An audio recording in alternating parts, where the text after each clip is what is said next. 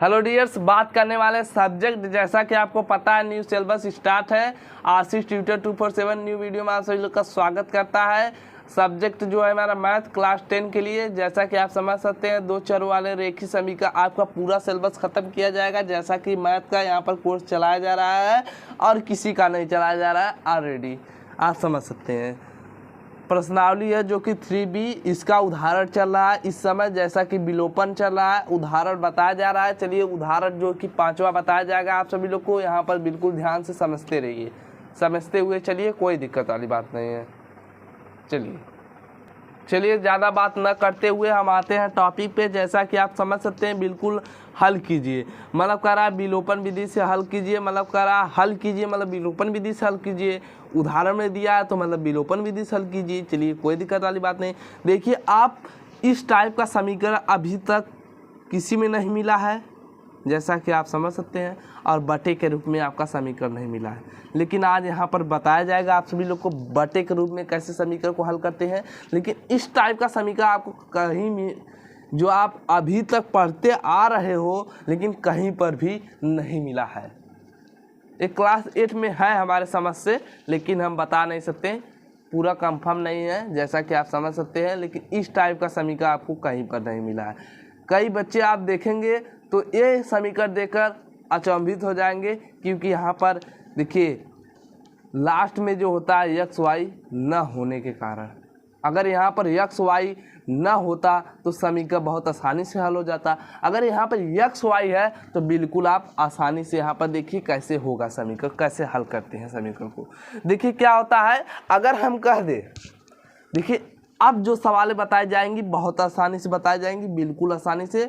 अब देखिए यहाँ पर क्या होता है, समीकरण हम लिखेंगे क्या हो, देखिए समीकरण फर्स्ट में दोनों, समीकरण फर्स्ट में दोनों पक्षों में, समीकरण फर्स्ट में दोनों पक्षों में x और y, आपको इतना समझ में आ रहा होगा, दोनों पक्षों में x y से भाग देने पर, बिल्कुल देखिए x y का कैसे यहाँ पर भाग होगा आपको यहाँ पर बताया जाएगा। चलिए देखिए क्या होता है, x प्लस y, इतना आपको समझ में आया, 8x y। देखिए यहाँ पर 2 अचर पद है x y, तो हम क्या कर देंगे, दोनों पक्षों में सब में भाग होगा, तो हम क्या करेंगे, इसमें भी x के बटे x y, इसमें भी x y, और बराबर के इधर भी x y। देखिए अब क्या होता है, यहाँ पर जैसा कि x से x कटा, y से y कटा, और यहाँ पर दोनों पक्ष कट गए, x y भाग हो गया हमारा। अब क्या करेंगे, हमारा बचा क्या, 1/y प्लस कितना बचा, 1/x बराबर हमारा कितना बचा, 8। समीकरण बन गया इस रूप में। आपको समीकरण क्या दिया जा रहा है, थर्ड। बिल्कुल आप सभी लोग बिल्कुल ध्यान से समझ सकते हैं कि आप यहाँ पर समीकरण सेकेंड व थर्ड को घटाने पर, या लिख सकते हैं समीकरण फर्स्ट सेकेंड थर्ड व सेकेंड को घटाने पर। बिल्कुल आप ध्यान से समझिए, यहाँ पर क्या होता है, समीकरण सेकेंड व थर्ड को घटाने पर, देखिए समीकरण को हम इधर कर ले, अगर x पहले कर ले y बाद में कर ले, कोई दिक्कत है, कोई दिक्कत वाली बात नहीं है। चलिए क्यों घटाया जाएगा, देखिए यहाँ पर जो हमारा चिन्ह है वो विपरीत है, जैसा कि आपको समझ में आ रहा होगा, चिन्ह बराबर है तो इसलिए घटाया जा रहा है। यहाँ पर घटाने के लिए इसलिए बोला जा रहा है, चिन्ह जो है बराबर है, अगर चिन्ह वही नहीं बराबर रहता तो जोड़ा जाता। बिल्कुल आप समझ सकते हैं। चलिए अब क्या होता है, 1/x प्लस 2y बराबर कितना हो जाता है, 10। बिल्कुल आपको समझ में आ रहा होगा। अब देखिए क्या होता है, 1/x प्लस 1/y बराबर कितना हो जाता है, 8। देखिए अब हमारा क्या बराबर क्या नहीं बराबर है, इसमें आप एक कन्फ्यूजन होगा आपको, यहाँ पर हमने बताया था गुणा करने के लिए, लेकिन आप देख सकते हैं समीकरण बराबर है। यहाँ पर 1/x है, मतलब कर सकते हैं गुणांक बराबर है, विलोपित हो जाएगा आसानी से। तो हम यहाँ पर क्या कर देंगे, विलोपित कर देंगे। देखिए यहाँ पर क्या हो जाएगा, माइनस हो जाएगा, यहाँ पर भी माइनस, यहाँ पर भी माइनस। कोई दिक्कत है, कोई दिक्कत वाली बात नहीं डियर्स। अब देखिए x को विलोपित करेंगे तो हमारा x पूरा विलोपित हो गया। अब हमारा बचा क्या, 2y बटे का 2y और 1 बटे का y, इतना बच गया। अब देखिए इसको कैसे हल करेंगे, बिल्कुल आसानी से आपको बता रहे हैं। देखिए 2y, अब यहाँ पर माइनस है तो माइनस, ऊपर अगर यहाँ पर घटाने के चिन्ह में यहाँ पर प्लस है, नीचे माइनस लगा हुआ है, तो हम माइनस को लेकर चलेंगे। यहाँ पर y बराबर का हमारा क्या मिला, देखिए अब घट जाएगा तो हमारा बचेगा 10 में से 8 घट जाएगा, यहाँ पर 2 बच जाएगा। बिल्कुल आप समझ सकते हैं डियर्स। अब क्या होता है डियर्स, देखिए अगर हम कह दें इसका लस, देखिए लस क्यों लेंगे, क्योंकि यहाँ पर हर बराबर है तो लस न लिया जाएगा। तो हमारा क्या होगा, लस न लेने के कारण हमारा बचेगा कितना, 1/का y बराबर का कितना बच जाएगा, 2। देखिए इतना आपको समझ में आ रहा होगा। और y बराबर का करेंगे तो हमारा कितना बच जाएगा, 1/2। अब इतना आपको समझ में आ रहा होगा, आई होप। चलिए अब हमें किसका मान निकालना है, x का मान निकालना है। तो x का मान आप किसी भी पद में रख देंगे तो आसानी से हल हो जाएगा। चलिए हम रख कर दिखाते हैं आप सभी लोग को यहाँ पर। चलिए डियर्स आप देख सकते हैं, क्या देखेंगे इसमें, x या y का मान समीकरण फर्स्ट में रखने पर, बिल्कुल y का मान समीकरण फर्स्ट में रखने पर, तो समीकरण फर्स्ट हमारा क्या है वो जानेंगे हम, बिल्कुल ध्यान से। देखिए y का मान समीकरण फर्स्ट में हम क्या कर देंगे, y हमारा समीकरण फर्स्ट क्या है, x। देखिए समीकरण फर्स्ट में ना रखेंगे, समीकरण फर्स्ट में रखेंगे तो समीकरण थोड़ा सा मिस्टेक है इसमें, कह सकते हैं मिक्स समीकरण में है, तो समीकरण फर्स्ट में ना रखेंगे, समीकरण सेकंड में रख दे, कोई दिक्कत वाली बात है, कोई दिक्कत वाली बात है। इसमें भी रखेंगे आएगा, लेकिन थोड़ा सा कठिनाई होगी आप सभी लोग को। इसमें देखिए x और y का मान मालूम करना होगा, इसलिए समीकरण फर्स्ट में न रखेंगे। तो हो जाएगा हमारा 1/x प्लस 2/y बराबर का हमारा कितना हो जाएगा, आप बिल्कुल समझ सकते हैं, 10। चलिए समीकरण सेकंड में हमने रखा है मान। अब देखिए हमारा जो कि x का मान नहीं मालूम है और x का मान हमें ज्ञात करना, y का मान मालूम है, 1/x हो जाएगा। अब आप बिल्कुल समझ सकते हैं, यहाँ पर प्लस है, प्लस का चिन्ह रहने देंगे, y/2 है, 2 ऐसे लिख लेंगे, बटे 1/2 बराबर का कितना हो जाएगा, 10। बिल्कुल यहाँ पर ऐसे आपको समझ में आ रहा होगा, वैसे ही। चलिए अब क्या होता है, देखिए अब इसका गुणा ऊपर हो जाएगा और इसका गुणा जो होता है अब वहाँ नीचे ही रहने देंगे। अब क्या होगा, देखिए 1/x हो जाएगा और बराबर हम कर लेंगे, अगर प्लस करना चाहते हैं प्लस कर लीजिए, कोई दिक्कत वाली, एवरी हम प्लस कर देते हैं, कोई दिक्कत वाली बात नहीं है। चलिए अगर इसका गुणा करेंगे तो हो जाएगा 4/1, बिल्कुल आपको समझ में आ रहा होगा। चलिए 4/1 हो गया। अब बराबर का करेंगे तो हमारा 10 हो गया। अब देखिए क्या होता है, 1/x यहाँ पर करेंगे, 1/x क्यों होगा। अब देखिए 10 हो गया, माइनस क्या हो गया, 4/1। देखिए यहाँ पर भी 1 कर देंगे, अंश बराबर है तो आसानी से जुड़ जाएगा, बिल्कुल आपको समझ में आ रहा होगा। चलिए देखिए क्या होता है, डियर्स आप समझ सकते हैं बिल्कुल। देखिए अब क्या होता है, 1/x ऐसे रहने देंगे। अब देखिए बराबर क्या कह रहे हैं, जब अंश बराबर, अंश क्या हर बराबर रहता है तो आसानी से क्या होता है, जुड़ जाता है या घट जाता है। घटाने का प्रोसेस रहेगा घट जाएगा, जोड़ने का प्रोसेस रहेगा तो जुड़ जाएगा। कोई दिक्कत वाली बात है, कोई दिक्कत वाली बात नहीं। देखिए 10 में से अगर 10 - 4, 10 में से 4 जाए 6 बच जाएगा और बटे का हमारा कितना बच जाएगा, 1। हम अगर लिखना चाहते हैं लिख दीजिए, न लिखना चाहते हैं तो न लिखे, कोई दिक्कत वाली बात नहीं है। चलिए आगे बढ़ते हैं। अब प्रोसेस का आएगा हमारा, वो आप समझ सकते हैं बिल्कुल। अगर हम कह दें x बराबर, क्योंकि तीसरे गुणा हो जाएगा, इसका गुणा इसमें हो जाएगा, उसका गुणा इसमें हो जाएगा, कोई दिक्कत वाली बात है, कोई दिक्कत वाली बात नहीं है। अब हम 3 से गुणा कर लेंगे तो हमारा कितना मिल जाएगा, 1/6 मिल जाएगा। आप बिल्कुल समझ सकते हैं, यहाँ पर स्पेस नहीं था इसलिए हमने नहीं बताया 3 से गुणा कर। देखिए हमारा 2 मान निकल गए, यक्स का भी मान हमने निकाल कर बताया और वाई का भी मान हमने निकाल कर बताया। आप बिल्कुल समझ सकते हैं डियर्स। देखिए यक्स का मान जो निकला 1/6 निकला, वाई का मान जो निकला 1/2 निकला। आप समझ सकते हैं डियर्स। आशीष ट्यूटर 247 आप सभी लोग को पूरा कोर्स दे रहा है, पूरा पढ़ने का यहाँ पर, जैसा कि आपको पता है यहाँ पर पढ़ने का पूरा इजाज़त मिला आप सभी लोग को। अब हर एक सवाल बताए जा रहे हैं जैसा कि आपको समझ में आ रहा होगा। चलिए इस टाइप का क्वेश्चन अभी तक किसी ने नहीं बताया होगा, चाहे स्कूल में, चाहे कोचिंग में, चाहे जहाँ पर पढ़े होंगे, लेकिन इस टाइप का क्वेश्चन अभी तक नहीं बताए होंगे।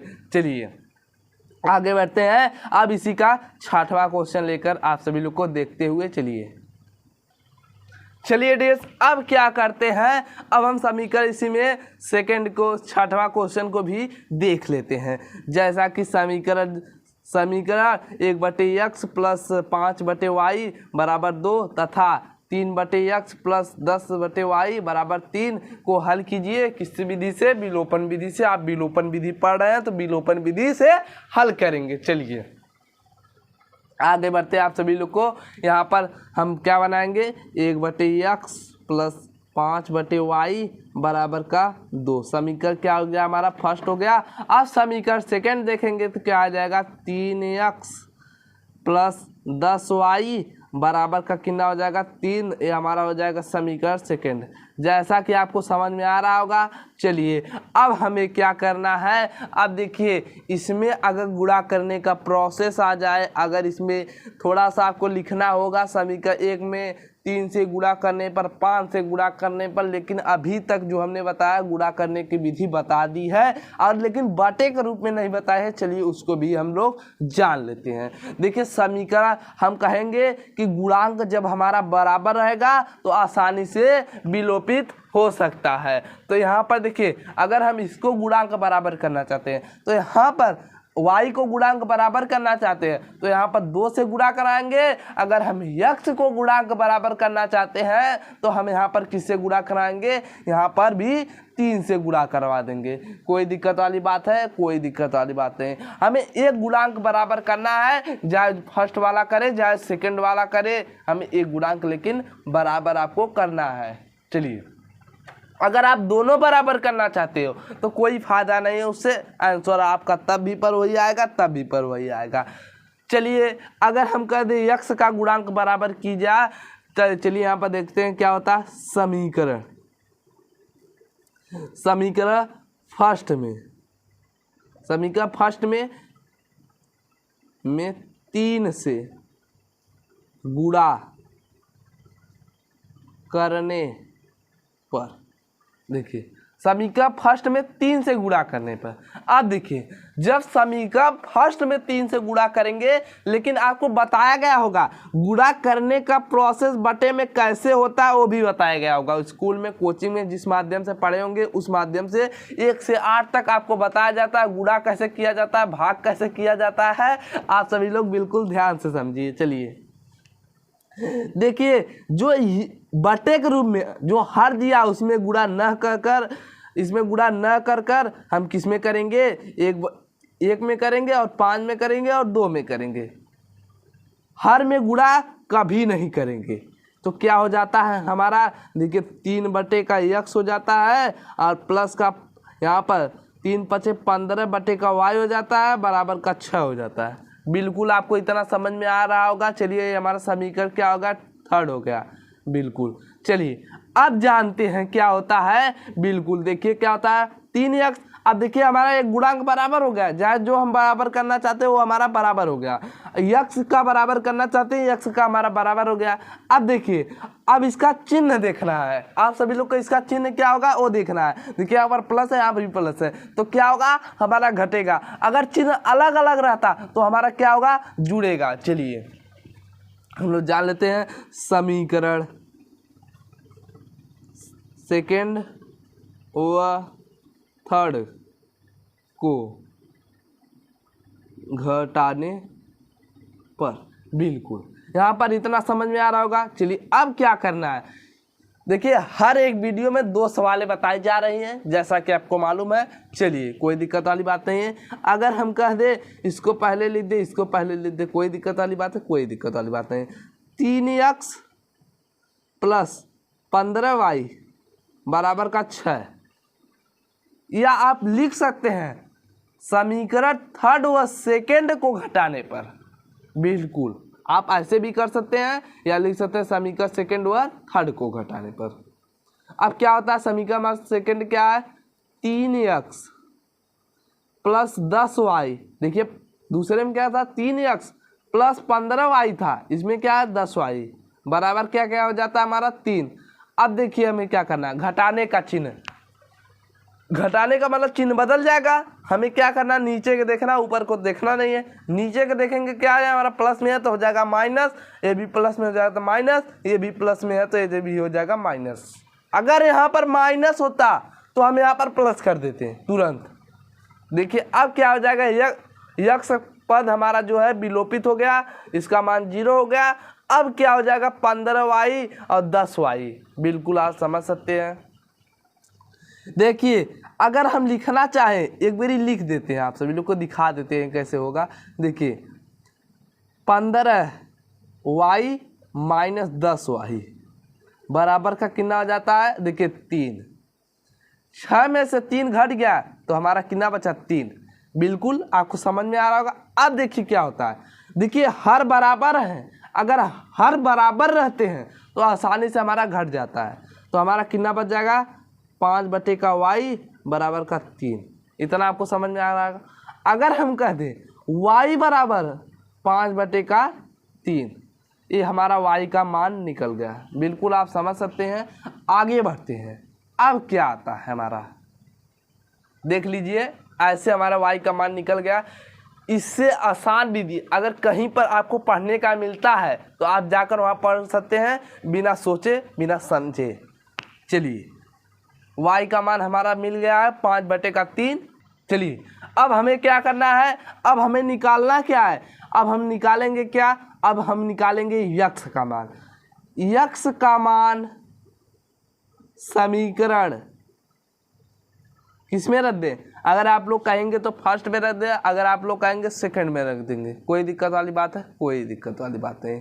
कहिए हम फर्स्ट में रख कर आपको दिखा देते हैं। समीकरण y का मान समीकरण फर्स्ट में रखने पर, देखिए y का मान जो है समीकरण फर्स्ट में रखने पर, जिसका मान निकालेंगे उसी को हम रखेंगे। y का मान समीकरण फर्स्ट में रखने पर। देखिए अब क्या आता है, समीकरण फर्स्ट क्या हमारा?